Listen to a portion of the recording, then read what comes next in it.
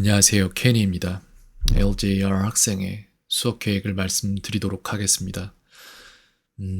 일단 굉장히 많은 얘기들이 있어요. 근데 결국 모든 것들은 이 한 단어로 귀결이 될 거예요. 디스플린이라는 단어가 있습니다.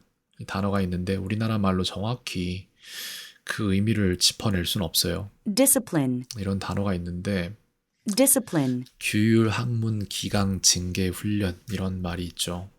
이 디스플린이라는 단어는 징계라는 약간 부정적인 언어가 될 수도, 기강이라는, 글쎄요, 이것 또한 부정적으로 느껴질 수 있겠죠. 사람에 따라서는. 규율이라는, 글쎄요, 이것도 부정적으로 느껴질 수 있겠죠. 사람에 따라서는. 학문은 약간 뜻이 다르고, 훈련, 그래서 훈련과 규율 쪽에 이야기가 되는 거예요. 이렇게 되면은. 그리고 그거를 우리나라 말로 풀어보면은 한 사회나 조직체 질서와 제도를 유지하기 위해 정해놓은 행위 준칙 이렇게 나와 있는데 이게 아니거든요, 사실. 그러니까 이거랑 안 맞는 거예요, 사실. 이게 뭐냐면은 훈련과 규율이라는 것은 말로써 풀어서 설명을 해야 될 것 같은데 자신이 만든 계획을 이루기 위한 행동들을 관철해 나갈 수 있는가의 문제라고 생각을 해요. 디스플린을 가지고 있는 사람은 이걸 할 수 있어요. 근데 디스플린이라는 거를 훈련받아 본 적 없는 사람들은 이걸 하기가 힘들죠. 지금 두 다른 아이가 있어요. 전혀 다른 지역에 사는 LJR이랑 다른 이제 노아라는 학생이 있는데 베이스가 달라요. 약간 저를 만났던 시점에는 같은 모습을 보였지만 약간씩 차이가 나고 있어요. 왜 그러냐? 노아라는 이 친구는 운동을 해본 친구예요. 그렇기 때문에 어떠한 운동에서 성과를 내기 위해서 훈련을 자기 자신이 훈련하고 싶어 하는 사람은 없어요, 세상에. 근데 더 먼 목표를 위해서 지금 당장에 내가 할 수 있는 게임을 미루고 훈련을 할 것이다. 내지는 지금 당장에 내가 잘 수 있는데 조금 더 공부를 하고 자겠다. 내지는 뭐 그런 것들이 많아요. 보상 지연의 문제입니다. 그래서 더 멀리 있는 더 큰 이득을 위해서 지금 당장 눈앞에 있는 작은 이득을 미뤄둘 수 있는가라는 디스플린이 있는가의 문제에서부터 모든 것들이 나오는 거라고 저는 생각을 하거든요. 근데 비교를 하겠다는 건 아닌데 비교가 될 수밖에 없어요.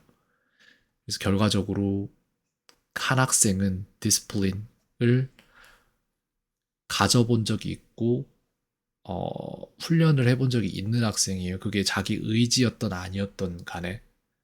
그래서 그런 인과들에 대한 파악이 되는 아이이고, 그렇기 때문에 이것도 이 사람이 믿을 만한 사람이기 때문에 내가 이 사람이 하라는 대로 계속 해나가면은 될 거야 라는 믿음이 있고, 거기에 대한 학습된 과거의 기억들이 있어요. 근데 다른 한 학생은 그게 없어요. 즉 뭐냐면은, 이건 또한 어디로 귀결되냐면은, 한다, 된다, 경험한다, 안다. 이게 되어야 되는데, 이런 우연은 어떤 학생의 삶에서는 단 한 번도 일어나지 않았을 수도 있어요. 내지는 다른 학생들보다 훨씬 더 적은 횟수로 일어났을 수도 있어요. 그렇다면 여기에 대한 믿음은 없어요. 그렇다면 이 학생은 한다가 된다는 믿음이 없기 때문에 하려고 하지 않아요. 여기에서부터 문제가 발생을 하는 거예요.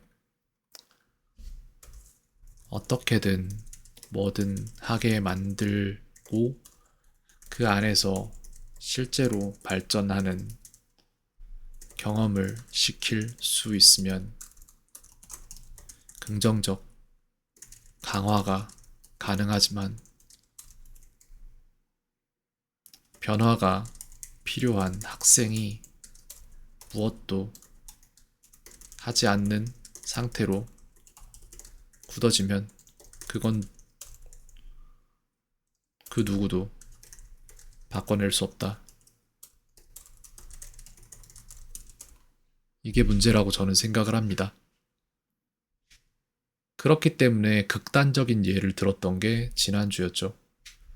때려서 가르치면 된다 라는 믿음은 있어요, 솔직히. 근데 그렇게 해서는 안 된다라는 믿음 또한 존재해요. 그 극단적인 예를 맨 오른쪽에 두고 그 다음에 그래 잘한다 잘한다 잘한다 못함에도 불구하고를 왼쪽에 두고 나서 생각을 할 때 왼쪽 극단에서 이 아이를 바꿔낼 수 있을 것인가? 오른쪽 극단에서 바꿔낼 수 있다는 건 맞아요. 다만 이 아이의 성향이 변하겠죠. 왼쪽 극단에서 이 아이를 바꿔낼 수 있는가? 라는 질문에는 대답할 수 없어요. 그게 안 되는 케이스를 너무도 많이 봐왔기 때문에 그렇습니다.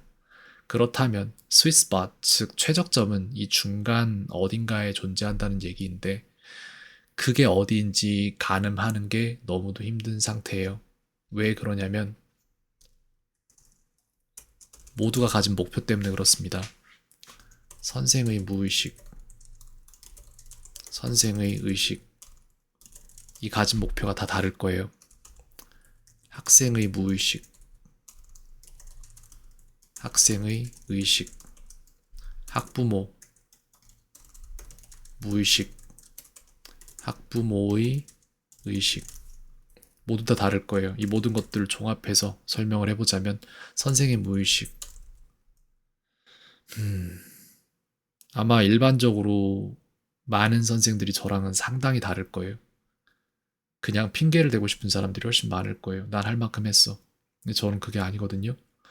제 무의식은 이 사람을 긍정적으로 바꿔내고 싶어. 이거예요. 그리고 저는 이 두 가지가 일치해요. 이게 제가 하는 게임의 승리 목표예요. 학생의 무의식, 의식부터 얘기하죠. 더 잘하고 싶어.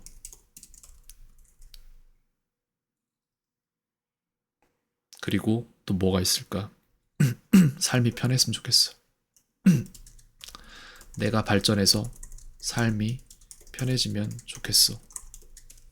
학생의 무의식, 하기 싫어. 변하고 싶지 않아. 이걸 부정할 수 있는데 아마 이게 맞을 겁니다. 99% 이상의 확률로.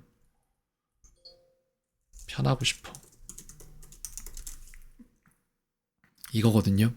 이게 무의식이 하는 거예요. 생각을. 이런 목표는 갖고 있지만 이 목표를 무의식이 계속 막아요. 학부모의 무의식, 의식부터 가죠. 이것도 일치할 거예요. 근데 약간 다른 방식으로 일치할 거예요.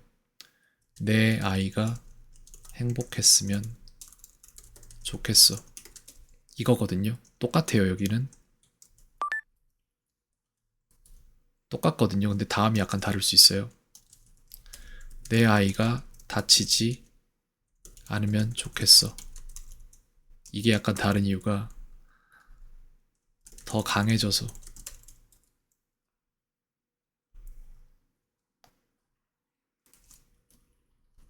세상에 지지 않을 정도로 더 강해져서 다치지 않으면 좋겠어라는 마음을 가질 수 있겠죠? 하지만 무의식은 다를 거예요. 내 아이가 다치지 않으면 좋겠어. 내가 보호하겠어. 이 두 가지의 차이가 어떻게 발생하냐면 제 생각입니다, 물론.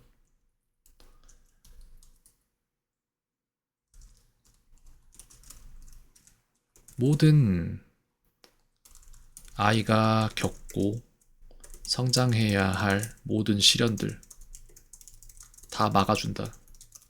이게 무의식의 역할이에요, 지금 현재 제가 볼 때. 그리고 여기에서 이거는 의식은 없죠. 여기에서 더 이상 다른 게. 왜냐면 무의식이 결정했고 거기에 따른 행동을 의식이 할 거니까요. 이런 말들 굉장히 불편하실 거예요. 근데 어쩔 수 없습니다. 저는 제가 하는 일은 여기에요.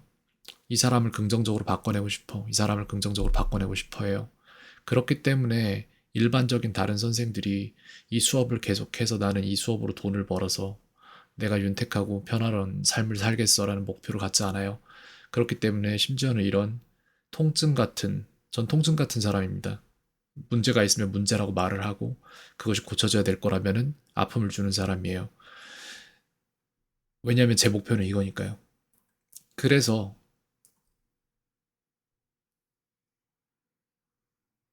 이렇게 듣기 싫은 말들을 하면은 당연히 수업이 떨어져 나가요.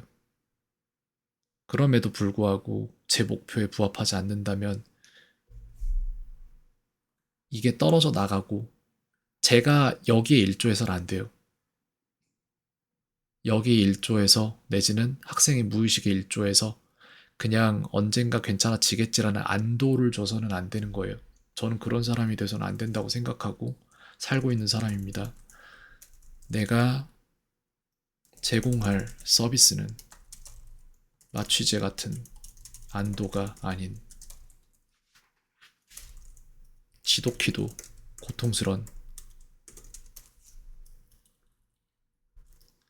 음, 개선을 요하는 불편한 통증이며 지독히도 고통스런 재활훈련이 되어야 한다. 이게 제가 생각하는 바입니다. 그렇기 때문에 저는 괜찮다라는 말을 하지 않아요. 괜찮지 않기 때문에 거짓말하지 않습니다. 안 괜찮아요. 그렇기 때문에 이런 말들을 여과 없이 있는 그대로 다 말을 하고 있어요. 학생도 어머니도 아마 생각을 하고 있을 거예요. 나는 다른 사람들이랑 다르잖아. 내지는 내 아이는 다른 사람들이랑 다르잖아. 그러니까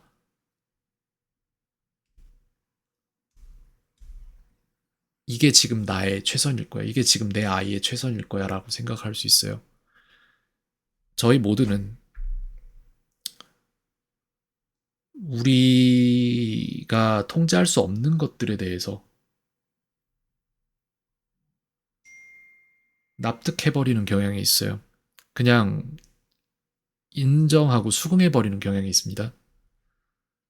그렇다면은 나는 남들과 다르기 때문에 어쩔 수 없어. 라는 생각을 할 수 있어요. 내지는 그럴 수도 있겠죠. 똑같은 예로. 우리 부모님은 키가 작아서 나도 키가 작아. 그렇기 때문에 내 매력 수치는 떨어져. 그러면 내가 부모님을 원망할 수 있겠죠. 그런 부분에 대해서. 그러면은 그 원망을 언제까지 할 것인지에 대한 기한을 정해야 돼요. 제가 90살을 산다고 생각을 해봤을 때 90살까지 그 원망을 해도 괜찮겠어? 라고 제 스스로에게 질문을 해봐야 돼요. 그리고 그게 제게 무슨 이득인지도 생각을 해봐야 돼요. 똑같은 거라고 생각을 하거든요. 내가 남들과 달라? 내지는 내 아이가 남들과 달라? 그러면 거기에 대해서 내가 할 수 있는 영역이 아닌 거잖아요, 그거는. 그래서 그런 생각을 하고 그렇기 때문에 나는 안 해도 돼라는 결론을 낸다면은 그럼 그 안 해도 되는 기간이 언제까지인지를 정해보면은 그럼 90살까지 아무것도 안 할 건가요? 그 선을 한번 그어보면은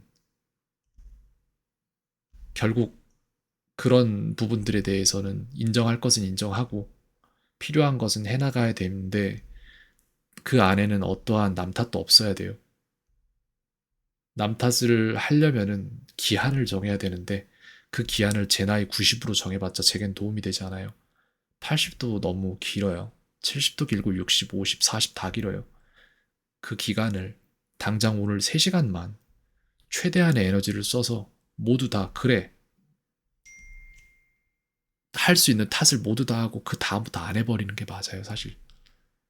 그렇기 때문에 아이가 이래서 어쩔 수 없다라는 생각으로 가야 되는 게 아니라 그럼에도 불구하고 하려면 뭐가 필요할까? 라는 접근이 필요하다고 저는 생각을 해요. 제 목표는 변하지 않아요. 계속 같은 목표를 가지고 있는데, 근데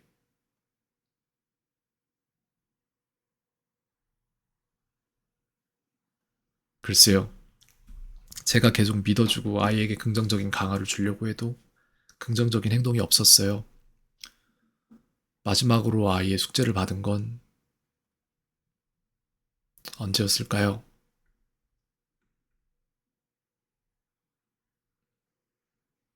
10일이었어요. 10일이 지났죠. 10일 동안 아무것도 하지 않은 거예요, 아이는. 그러면 저한테는.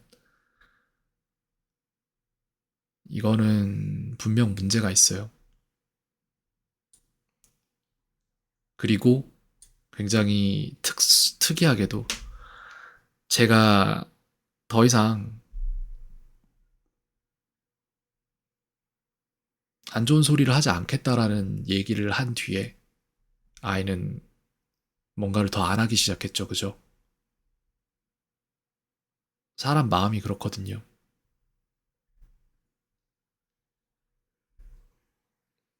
이런 부분들에 대한 이야기를 쭉 풀어봤는데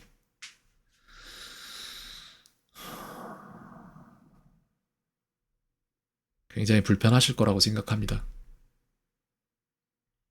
근데 어느 시점에 우리는 인정해야 돼요. 제 아이도 마찬가지로 저와 비슷한 뇌를 가지고 있다면 유년기나 학창 시절에 불편할 수도 있어요. 그럼 저는 결정해야 돼요. 아이가 겪고 성장해야 할 모든 시련들을 다 막아줄 것인지 아니면 그 시련들을 딛고 일어날 수 있게끔 훈련시킬 것인지.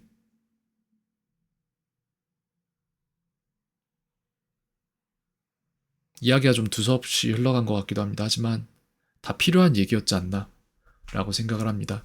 퇴고 없이 이대로 그냥 영상에 담아서 전달 드리도록 하겠습니다. 저는 계속 제가 할 수 있는 일을 해나갈까 합니다. 근데 저는 통증 같은 사람이에요. 계속해서 고치지 않으면 후에 더 큰 고통이 될 수 있는 것들에 대해서는 경고 신호를 보낼 겁니다. 여기까지 말씀드리겠습니다. 켄이었습니다. 오늘 하루도 평온하세요.